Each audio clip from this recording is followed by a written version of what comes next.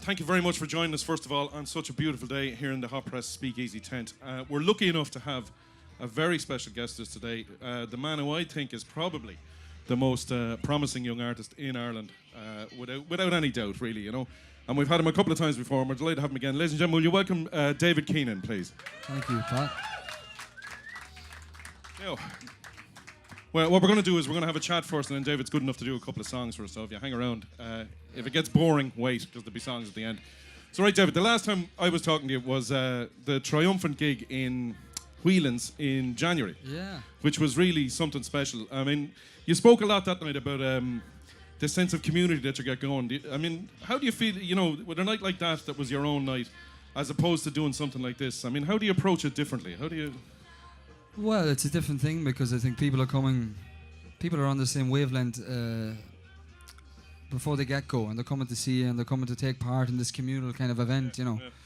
But that sense of community starts in here when you shut your eyes, when you're up there and you look around you and I'm surrounded by a band of brothers today. Yeah. A very dear friends, and I'm just grateful to be here, you know. But it starts in here and you take it from there. You try to strip yourself down and to open yourself up, and hopefully by doing that you induce that in other people, you know. Right. Well, I'm not saying there's like-minded souls, and then there's potential like-minded souls in this world, good. You know. That's what I was getting at. I mean, I'm not saying you'd be more relaxed going into your own gig, but is this harder to do? You know, when you turn up at something like this and you think, right, well, at least half the crowd are not here just to see me. You know, is it a harder struggle, or do you work that bit harder for it? No, I think there's probably more pressure when it's your own thing, really, and you've got all that build-up. And I mean, today it's just, for me, it's a joy to be able to do this, you know. Yeah. The music is just a part of it, to be able to share it with friends, and it's all about the journey, you know, without getting too cliche on you. But it is. That is a bit of a cliche, though, the journey. It is, brother, yeah. It's a bit dairy lunch. It's a good one, though. But no, it's great. It's great. It's just great to be here, and there's great sound in the tent. As I said, the band's with me, and we've locked in this thing, this wild beast of expression between the five of us. Well, let's talk about this journey. I can't do air commas with one hand, but journey Don't anyway. Start taking a piss out of me, Carty. I'm telling you, you're going to lose that battle. What I'm talking about here is since, you know, in the last couple of years, there's kind of two. When you go to see you can get it either way. You can get yourself on your own, or with the band. Can you tell us the differences between how you approach that? Even if you have a preference, you know, I know some of them are here in the crowd, so you have to be nice. But, you know, how do you see that? Is it easier with the band? Is it easier on your own? From a selfish point of view, it's just beautiful to have bodies around you when you're on a stage, and for me, the band can act as a beautiful carrier for the songs, and they put a lot of muscle on the songs. But doing it myself, it's almost more intimate in a room when you see the whites of people's eyes and they're in front of you, and you're making that connection, and it's just yourself. There is pros and cons of both, but there's no different approach, you know. It can be lonely sometimes when you're out there and in transient on your own, but and to have friends with you to share it, but more of a defense, maybe even, you know. Maybe so, but since I started playing with the band, it's been so freeing, because I've gigged up and down the country for years, and just me and the guitar, and to be able to experiment. I want to evolve as an artist, you know. I don't want to be one man on his guitar all my life, you know. Not talking about that, I mean, you know, if think about, you're saying experimenting with the band, would you approach songwriting differently when you're writing a song, when you have a song finished? Do you think to yourself, well, this one works better with me on my own, or this needs the band? Or of course, yeah, I have done in the last 12 months. There's one song in particular, "Evidence of Living." I wrote that on the acoustic, but I knew it was a piano song. Right. Yeah. And I brought it to the room, and Gavin Glass added, you know, this arrangement on the piano, and it became this theatrical kind of Les Mis kind of creation, you know. And so that's the luxury of playing with. Yeah. With gifted individuals, you know. Right. So it has changed in that sense over the last while since I've been with the band. But there's certain songs when you write them, they just demand to be left alone. Right. And you listen to them, and they kind of whisper to you, "This is the way I want to be delivered," you know. So. And the songs seem to be, I mean, you know, maybe I'm wrong, but the songs seem to be falling out of you these days. You seem to be, every time you turn up, you know, you have a couple of new songs on the go. I mean, I think people would be interested in what's the process for you? How does it happen for you? Say, like we were talking about a song there. I know it seems that I'm very ill prepared, but I actually have some notes. Would you believe? So there was a song that you did. I think was it for Dutch TV or was it for Tonight I Want to Lie with Someone Who Doesn't Care? Yeah. Right, which is a new enough song. Is that right? Yeah. So we would have seen it on your Facebook page. You did it for a TV show or for somebody's show. And how does a song like that come from? You know, where does it come from? How do you get started with that? What does it mean to you? You know. Well, if I told you, you'd probably laugh, but I'll tell you later. But all right. Title might give it away. Well, right, no, it came as a poem. It came as a poem first, and I just developed it from there. But that was it's one of those songs like it doesn't happen. It's rare. What makes them all the more precious, but it just comes out in this splurge. I think Dylan called it, thought vomit songs. The shrapnel sailing through the air when you open your mouth. Yeah. There you go. Well, that's it exactly. Yeah. And when it's coming, you're just thankful. It's coming. And I mean, so something like that, when somebody's coming anyway. I don't know who it is, but. Very enthusiastic I crowd. haven't even played yet. So when a song like that is when we like take that song for example, have you decided with that song, right? That song belongs to just the acoustic guitar, and I wouldn't do it. With the band. That was I wrote it for the piano, but I was in Brighton at the Great Escape Festival. And I was in this church from 1066, and I was after having a heavy few days within myself, and I was just depleted. My energy levels were depleted. But I was just going to do Lawrence of Arcadia, Yeah. And I just said, fuck it, I'll play this. Something told me just to play that song on the guitar. But it was just improvisation on the guitar, because it's a piano song, and it just came out like that. You have to trust yourself and trust the moment and trust the unconscious, and just go with it.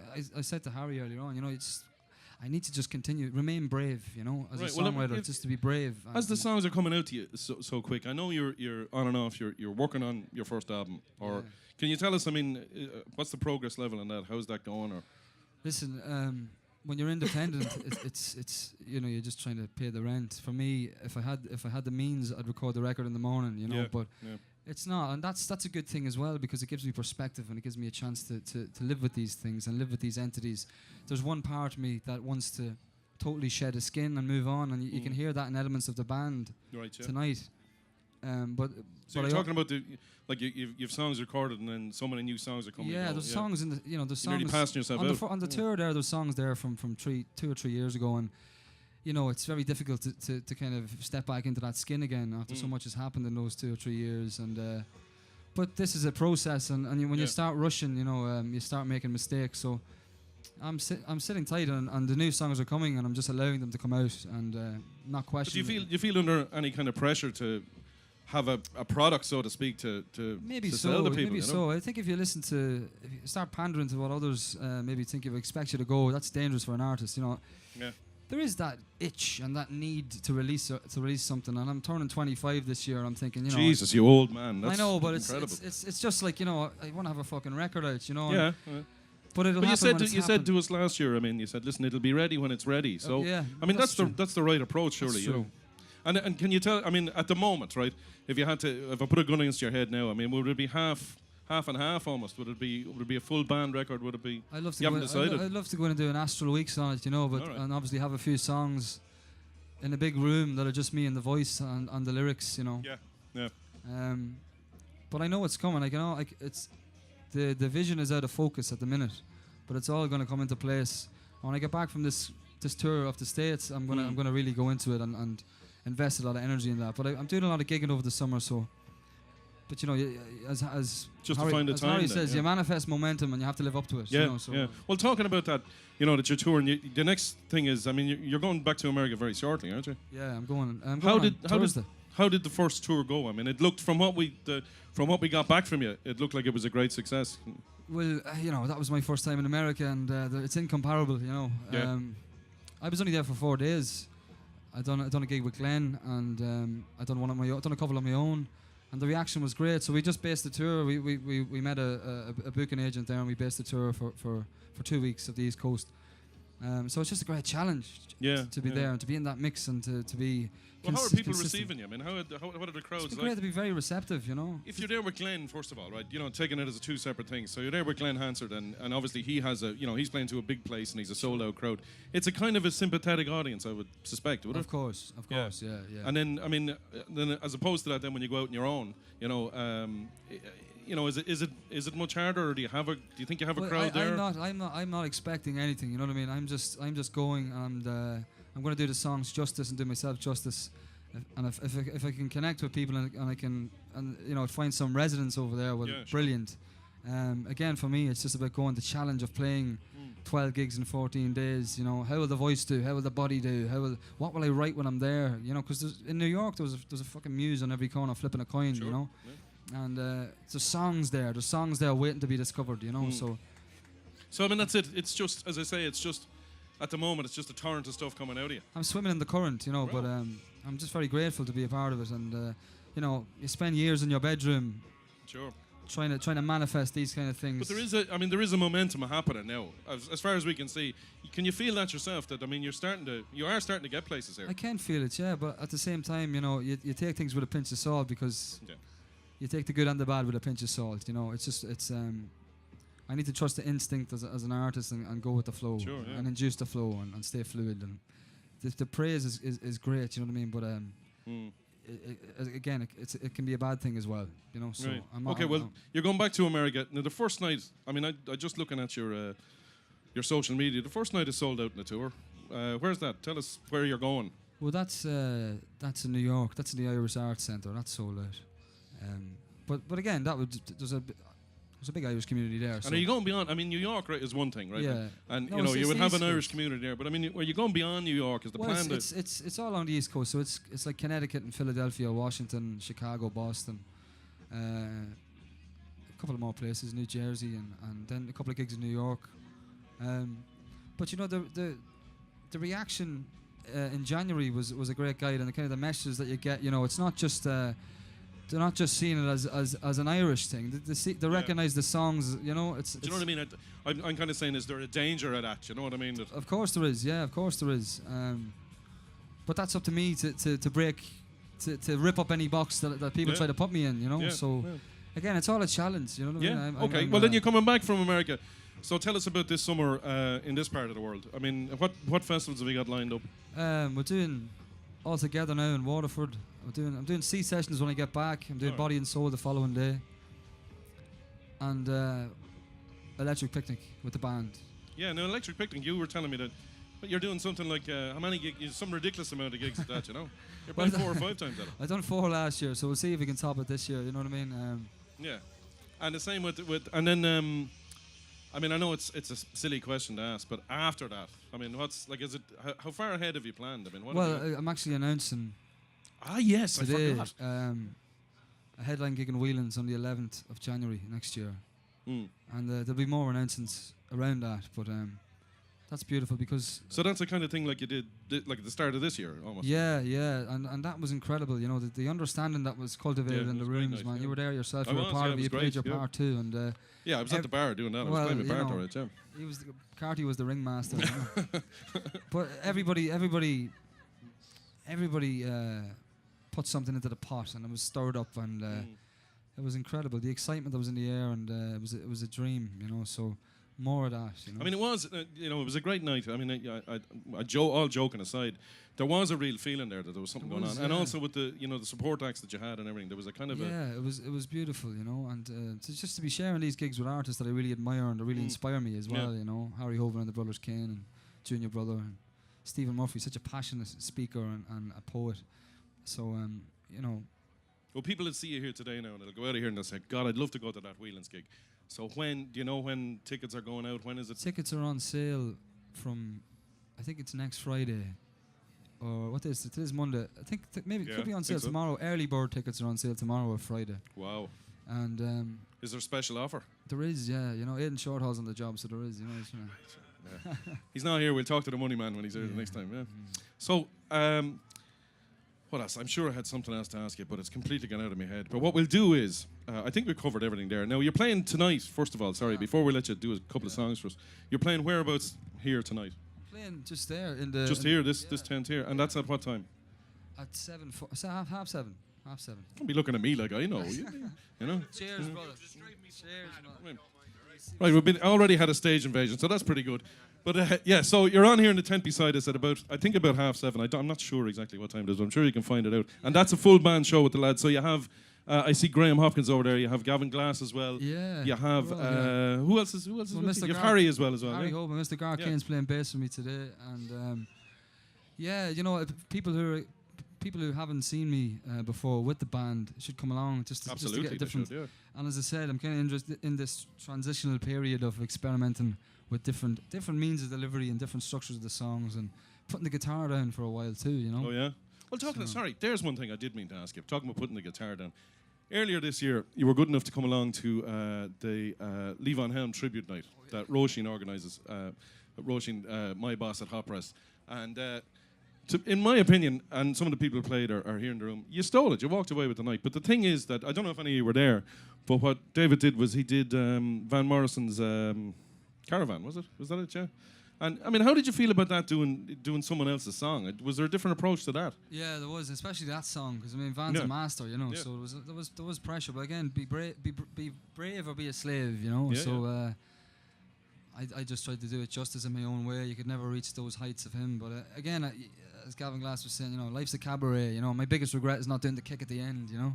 Yeah, I know. I think you were safe enough with that, My leg was primed, you know, but I was just thinking the Clark shoe was going to kill some Elvin in the front row, you know. No, it was a fabulous performance. Listen, I'll tell you what, we'll leave it there. We're going to David is going to be good enough to do a couple of songs for us here. They're probably new ones. There's no point in me even asking what they are. Do you want to say anything about them before you start, David, or anything like that? Or? I'll just fire away. Listen, while David is picking up his instrument there, for an hour, can you join me in thanking very much David Keenan for joining us at the Hot Press Speakeasy tent? Thank you.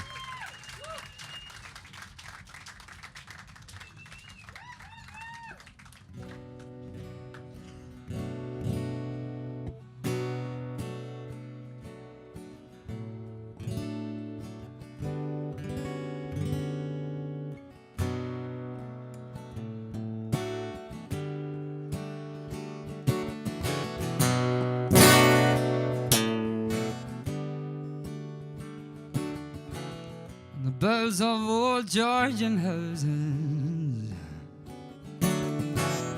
bodies are wrapped in routines,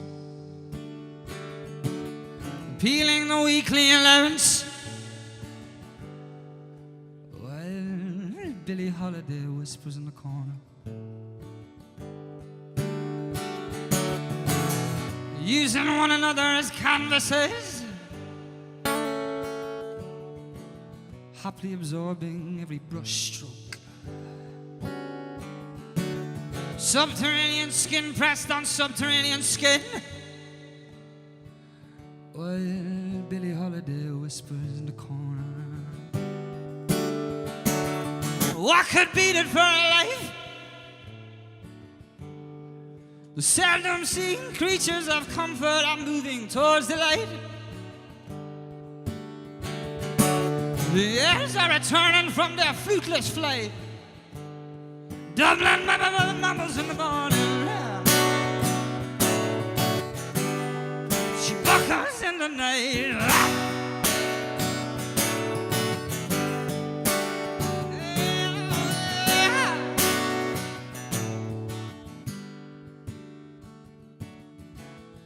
Out there in the middle distance, an old woman is claiming to be the last living suffragette, speaking in a nebulized voice, while she's plucking a busted violin by a stained glass window. Trousers of bottle green tweed. Young Mesmeric has just lost his marbles in a haze of hashish-infused chamomile tea. Into his gob, a cigarette is lobbed. Forsake sickness for ill health. Stick of you pen and an Irish independent. Send it to me by post, my friend. What could beat it for a love? Seldom seen creatures of comfort are moving towards the light. Dublin mumbles in the morning. She buckles in the night.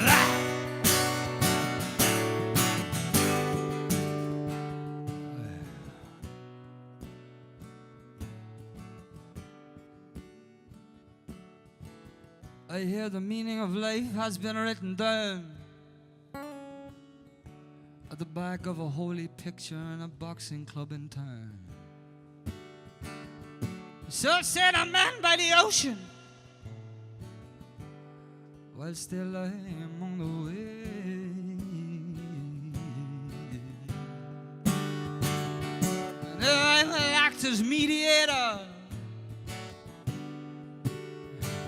for the skull and tree, while they compose their manifesto at my kitchen table over cups of tar-like tea. What can beat it for love? The seldom seen creatures of comfort, they are moving towards the light. The airs are returning from their fruitless flight. Dublin mumbles in the morning. She buckles in the night.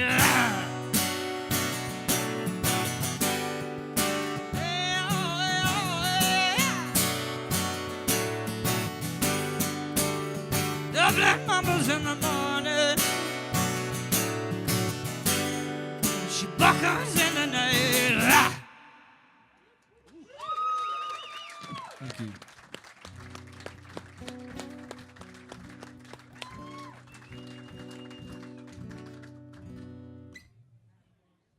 Oh yeah.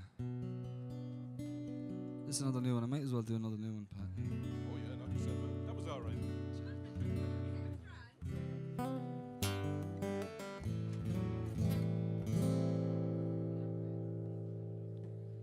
I am the whispered truth, something old and something new, like the Islamic fruit which distracts the Hasidic Jew.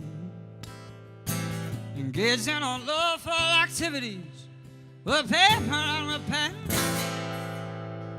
voicing the repressed memories of the light and the dark-skinned men. I'm the sleep-deprived slave of creation, chained to a bed, harboring a hungry soul in need of a feed. I am the rhododendron growing from a grave. I'm the bite at the base of your neck in the night that you desperately crave.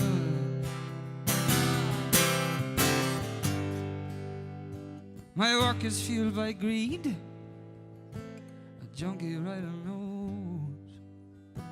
Sit among the waves, polishing the prose, consumed by a need of following a flow, swimming in a sea of blues and greens and golds, dressed in black with his life work under the eye,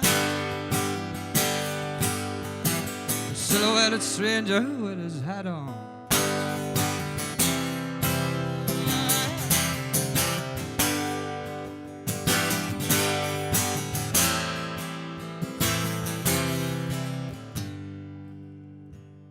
I am a working girl on an 18th century street, a strange figure in a turquoise dress with a blade between her teeth.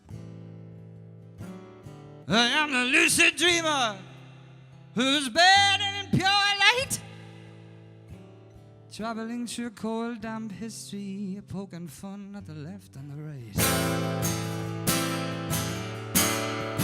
Modigliani's women They refuse to accept my requests. A sweet uncle stepped out of the alley for to spit into the breeze. The tattooed skin of autumn has been woven to a fly, dipped into wild, wild water, then wrapped around a young man's hand. My work is fueled by greed, junkie right I know, sit among the weeds, polishing the pearls, still by a knee, following a flow, swimming in a sea of blues and greens and gold, dressed in black with his life work under the a silhouetted stranger with his hat on.